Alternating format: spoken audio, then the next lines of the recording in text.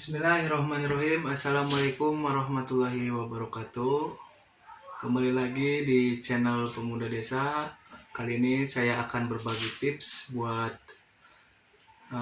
ibu-ibu khususnya yang suka memasak di dapur ataupun bapak-bapak yang suka nyemil makanan organik seperti pisang ini. Kenapa saya membagikan tips ini? Karena seringkali saya melihat sampah rumah tangga seperti kulit pisang ini atau sayuran-sayuran yang tidak terpakai menjadi bahan masakan dibuang begitu saja. Untuk tips kali ini adalah menjadikan bahan atau sampah organik ini menjadi pupuk yang berkualitas, pupuk yang sangat bagus untuk tanaman, khususnya untuk tanaman buah-buahan dan tanaman pertanian. Langkah awal adalah kita mengumpulkan sampah organik seperti daun pisang, bekas sayuran dan lainnya. Kita cacah atau iris si bekas sayuran ini, atau saya menggunakan contoh itu kulit pisang. Jadi kita iris kecil-kecil untuk nantinya kita jadikan kompos. Saya akan kasih contoh sedikit.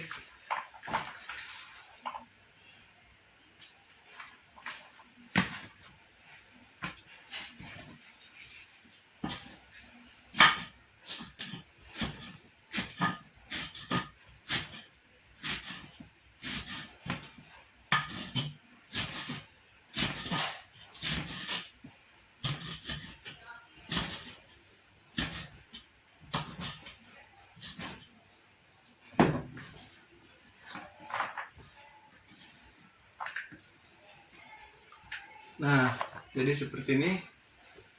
Kenapa bahan-bahan ini harus dipotong atau diiris-iris kecil-kecil seperti ini? Agar bahan-bahan organik ini yang akan menjadi pupuk itu cepat terurai ketika kita masukkan ke dalam pot atau dimasukkan ke dalam tanah yang berisi tanaman. Sebenarnya kalau nggak diiris juga nggak apa-apa, sama aja bisa, cuma nantinya tidak cepat terurai, jadi tidak lama, tidak cepat busuk ininya. Jadi alangkah baiknya ini diiris kecil-kecil. Ini hanya sekedar contoh, ini kulit pisang yang tadi sudah habis dimakan. Jadi ketika ibu-ibu nanti di rumah bisa menghasilkan sedikit sampah organik, bekas kangkung, bayam, sawi, atau sayuran lainnya. Jadi bekasnya itu jangan dibuang. Ibu-ibu bisa kumpulkan, lalu ibu bisa sebar sayuran ini di dalam pot ibu-ibu sendiri. Akan menjadi pupuk yang sangat bagus dan subur buat tanaman di rumah, khususnya tanaman pertanian. Untuk prakteknya, mari kita langsung praktikan di polybag. Nah, jadi teman-teman, tata cara untuk menjadikan bahan sampah organik menjadi pupuk organik. Ini juga ada saya tambahin kulit telur ya, karena kulit telur juga salah satu sampah organik. Nah, jadi gini teman-teman. Nah, ini adalah sayuran polybag.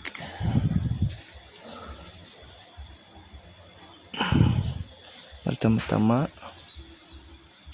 cari lahan yang kosong di polybag seperti ini. Rumput juga bisa jadi pupuk organik ya.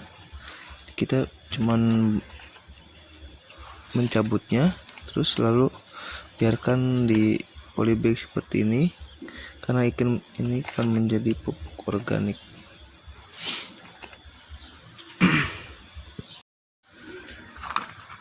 Nah, pertama-tama kita ambil tanahnya sedikit,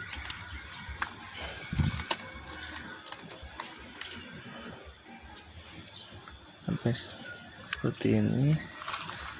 Lalu kita tambahkan bahan organik yang sudah dihaluskan atau dicincang seperti ini. Lalu tutup kembali.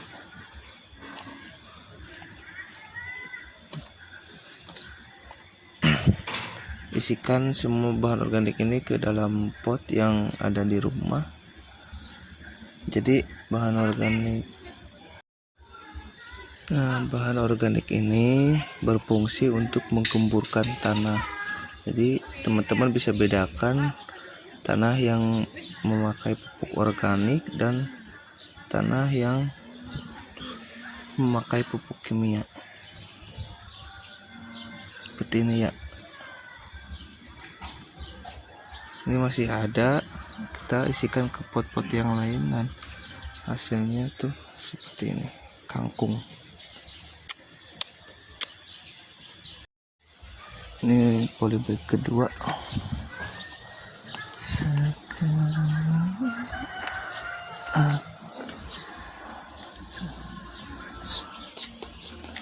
Ini rumput dari polybag bisa kita haluskan juga.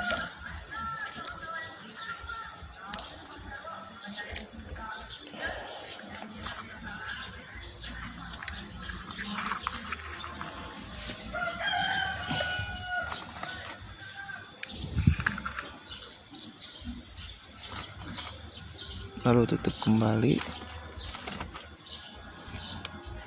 Nah, ini juga perlu diketahui buat teman-teman di rumah. Meskipun kita sering memasukkan bahan organik ke dalam pot, ketika bahan organik yang ini sudah busuk, nah ini tuh tidak akan penuh tanahnya teman-teman, karena bahan organik itu akan terurai. Jadi meskipun kita sering memasukkan bahan organik, tanah ini tidak akan penuh karena akan terus menerus diolah atau menjadi pupuk organik, menjadi kompos alami yang bagus buat tanaman, khususnya buat sayuran dan tanaman buah dalam pot.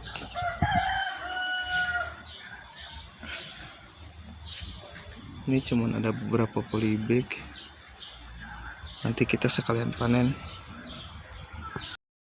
Kita panen sayuran kangkung ini yang tadi sudah dipupuk. Ini cuma ada 3 polybag teman-teman.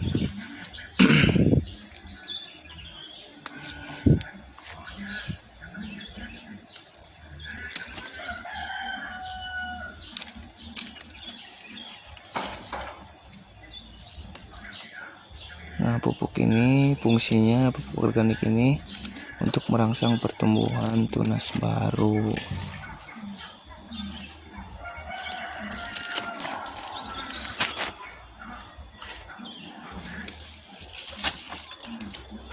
Nah, jadi ini adalah rumput yang berasal dari polybag ini sendiri. Kita cuman perlu mencabutnya lalu membiarkannya di atas polybag seperti ini supaya menjadi pupuk organik alami.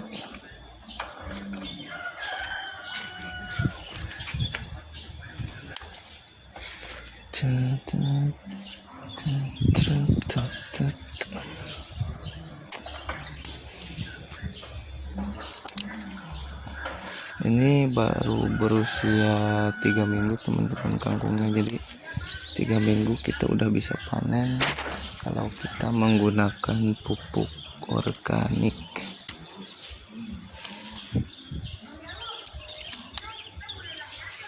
Ini pot kedua.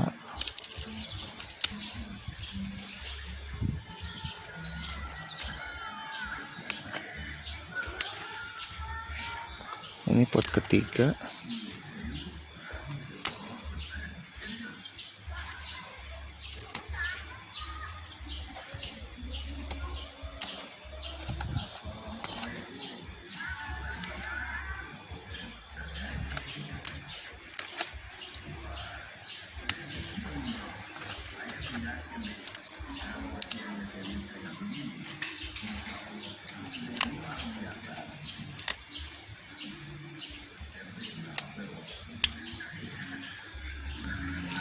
teman-teman, ini hasilnya dari 3 pot.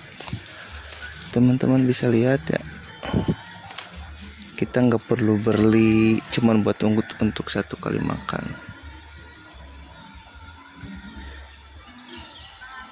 Dan tips juga buat teman-teman di rumah yang punya tanaman sayuran, usahakan tanaman sayuran itu terpapar sinar matahari 90% dari pagi sampai sore.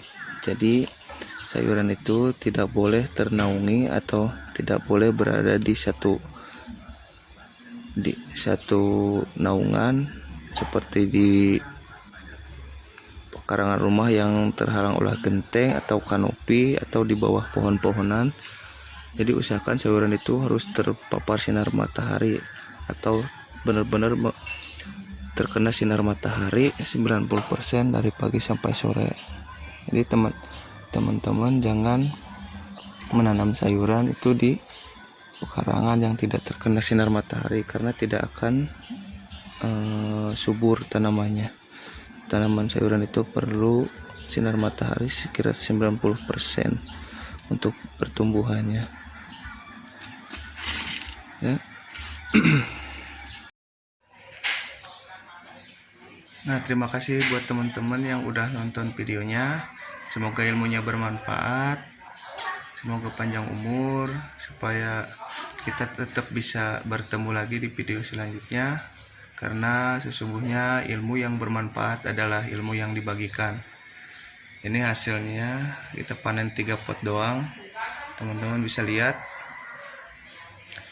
Nah, jadi kita nggak perlu beli kalau untuk hanya makan sehari saja.